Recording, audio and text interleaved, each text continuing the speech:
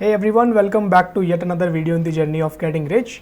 आज की इस वीडियो में हम PSU सेक्टर की एक कंपनी के बारे में डिस्कस करने वाले हैं। उसको डिस्कस करने के पीछे जो रीजंस हैं वो कि ये अपने जो इसने रीसेंट हाई बनाया था उससे काफ़ी नीचे ट्रेड कर रहा है और करंट लेवल के हिसाब से ये कंपनी वैल्यू इन्वेस्टिंग के अकॉर्डिंग काफ़ी यहाँ बेहतर एक बैड नज़र आती है, एक बाय नज़र आती है। और क्योंकि ये PSU सेक्टर की कंपनी है तो डिविडेंड तो अच्छा देती ही है, साथ साथ इसका जो बिजनेस प्रॉस्पेक्ट नज़र आता है वो भी काफ़ी बेहतर नज़र आता है और इसके जो रिजल्ट्स हैं वो भी अच्छे लगातार यहाँ पोस्ट हुए हैं पिछले कुछ सालों में। और आने वाले टाइम में जो गवर्नमेंट यहाँ पे इनिशिएटिव ले रही है तो वो भी इस कंपनी के फेवर में जाने वाले हैं।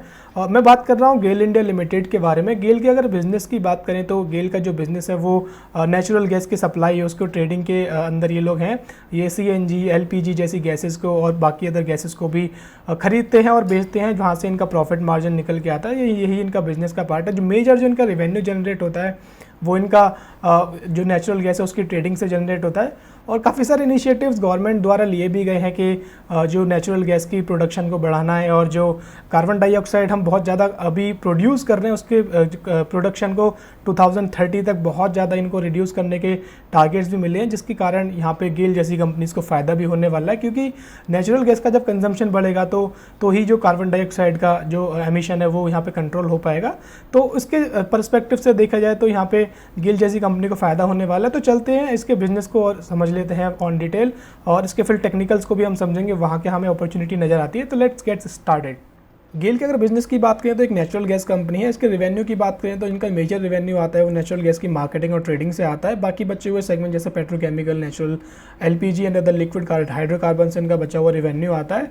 अब गेल जैसी कंपनी ने यहाँ पे गवर्नमेंट के साथ साथ इनिशिएटिव लिया कि हम भी नेट जीरो हो जाएंगे, इंडिया को net zero carbon dioxide emission के मामले में बनाना है।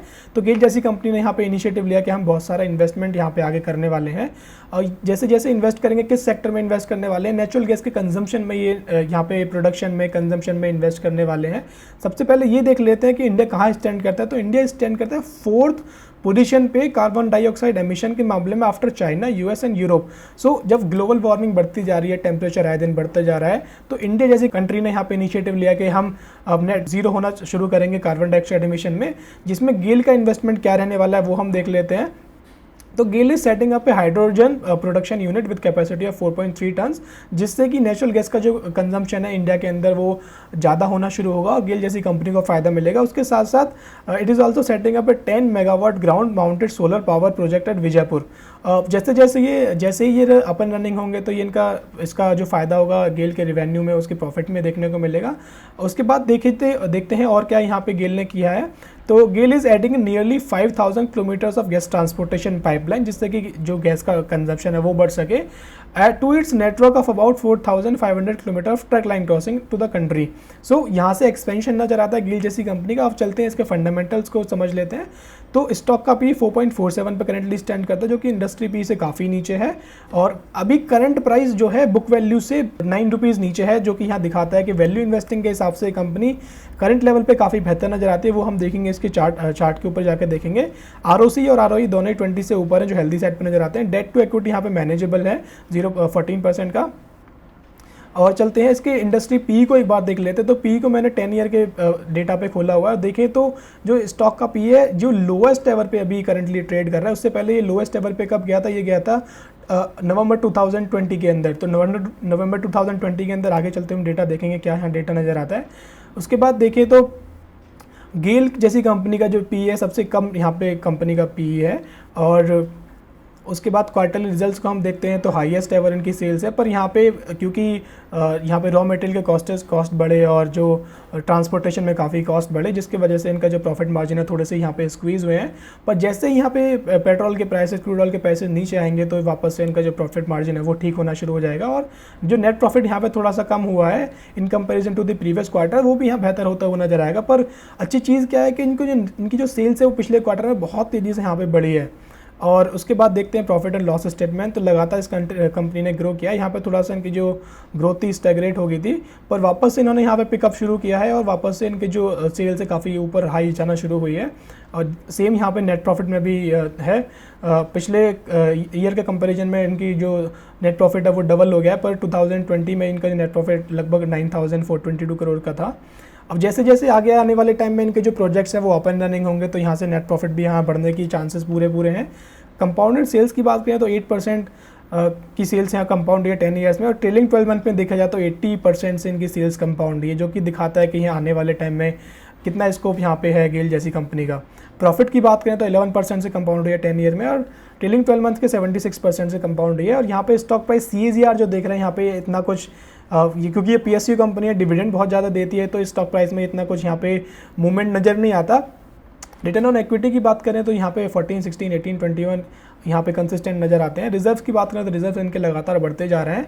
बोरोविंग्स पिछले 2-3 क्वार्टर में यहाँ काफ़ी 3 क्वार्टर के अंदर काफ़ी यहाँ बढ़ी है 3 सालों के अंदर, क्योंकि अभी जैसे मैंने दिखाया कि ये लोगों ने अपना जो प्लांट नया सेटअप कर रहे हैं, 2 प्लांट ये नए सेटअप कर रहे हैं, उसके लिए इन्होंने हो सकता है बोरोविंग्स यहाँ पे ली हो, क्योंकि कंपनी कैश में रहना ज़्यादा पसंद करती है, अपने कैश को यूज़ करना पसंद नहीं करती, इसलिए बोरोविंग अक्सर कंपनीज ले लेती हैं।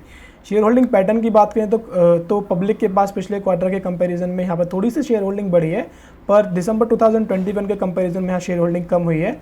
और FII ने लगातार यहाँ पे बाइंग करी है, जो दिखाता है कि FII भी यहाँ पे बुलिश यहाँ पे नज़र आते हैं। अब चलते हैं इसके चार्ट पैटर्न पे और देखते हैं क्या सिनेरियो नज़र आता है। तो हमने यहाँ पे एक चीज़ देखी थी कि स्टॉक का PE अभी लोवेस्ट एवर पे ट्रेड कर रहा है। उससे पहले जो लोवेस्ट एवर था वो नवंबर 2020 के आसपास था। तो नवंबर 2020 पे ये स्टॉक कहाँ ट्रेड करता था वो हम सबसे पहले देख लेते हैं। तो नवंबर 2020 में जो स्टॉक था वो लगभग यहाँ पे ट्रेड कर रहा था। उसके बाद हुआ क्या इस स्टॉक के अंदर देखिए तो इसने लगातार फिर लगभग 100% का यहाँ से गेन दिखाया था जब इसका स्टॉक का PE लोवेस्ट एवर था। तो अभी क्या हुआ है कि अब वापस से इसका जो स्टॉक का PE लोवेस्ट एवर आ गया है। तो यहाँ से हम कह सकते हैं कि यहाँ पे वैल्यू इन्वेस्टिंग के हिसाब से कंपनी अच्छी नज़र आती है।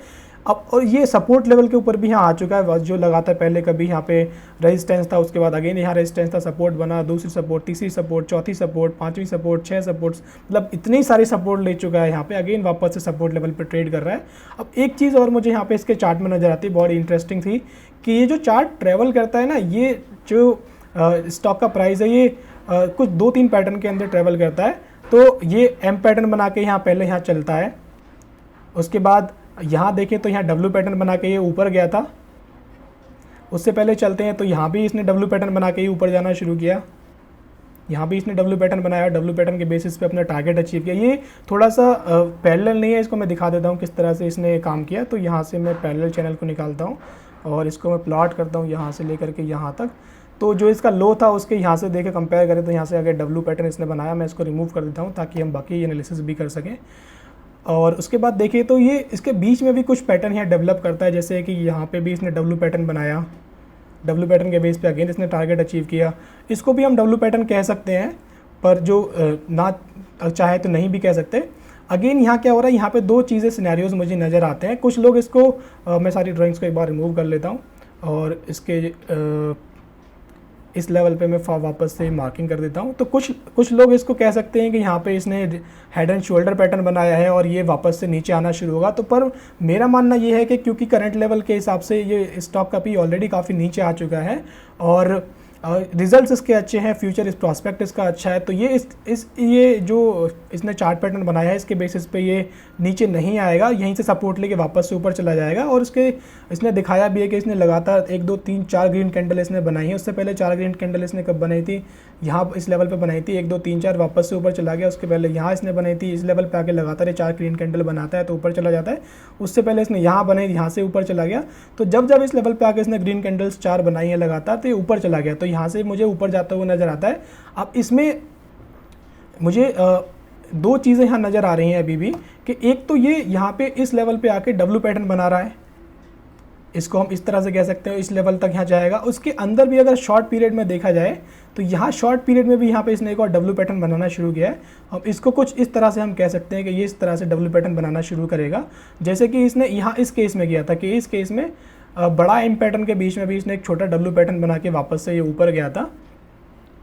इसी तरह से यहाँ पे भी ये मुझे एक W पैटर्न बना करके इस लेवल तक जाता हुआ नज़र आता है। उसके बाद देखा जाएगा कि हो सकता है यहाँ पे थोड़ा रुके या फिर यहीं से सीधा निकल के इस लेवल तक चला जाए। तो दोनों ही केसेस में क्या टारगेट निकल के आता है करंट प्राइस से हम देख लेते हैं। तो इस लेवल से देखिए तो 10% का प्राइस तो इस लेवल तक आता है इस W पैटर्न के बेस पे, छोटे वाले के। और बड़े वाले W पैटर्न के बेस पे अगर टारगेट प्राइस को हम देखा जाए करंट लेवल से तो 28% का गेन ऊपर वाले लेवल तक नज़र आता है। तो आप 2 तरह से इसमें ट्रेड ले सकते हैं, यहाँ पे कुछ प्रॉफिट बुक कर सकते हैं, अदरवाइज़ यहाँ तक आप रुक सकते हैं।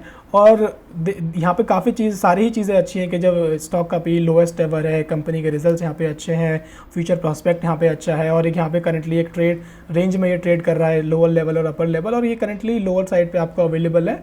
तो 28% गेन आप आराम से इस स्टॉक से कमा सकते हैं और इसी तरह से आप सीख सकते हैं। पर मैं जो चीज़ें डिस्कस कर रहा हूँ तो मेरी बाय या सेल करने की रिकमेंडेशन बिल्कुल नहीं है, ये एजुकेशनल पर्पज़ से ये वीडियो है, क्योंकि ये जो कंपनी है डब्ल्यू पैटर्न और एम पैटर्न के बेस पर ही काम कर रही है। तो मुझे नहीं लगता कि ये हेड एंड शोल्डर वाले पैटर्न को यहाँ पे आगे ब्रेक डाउन देगा। मुझे लगता है कि डब्ल्यू पैटर्न बना करके वापस से ऊपर चला जाएगा, पर आप अपनी ड्यू डिलिजेंस के हिसाब से यहाँ ट्रेड लेंगे। मेरे कहने से सिर्फ आप इन चीज़ों को सीखेंगे।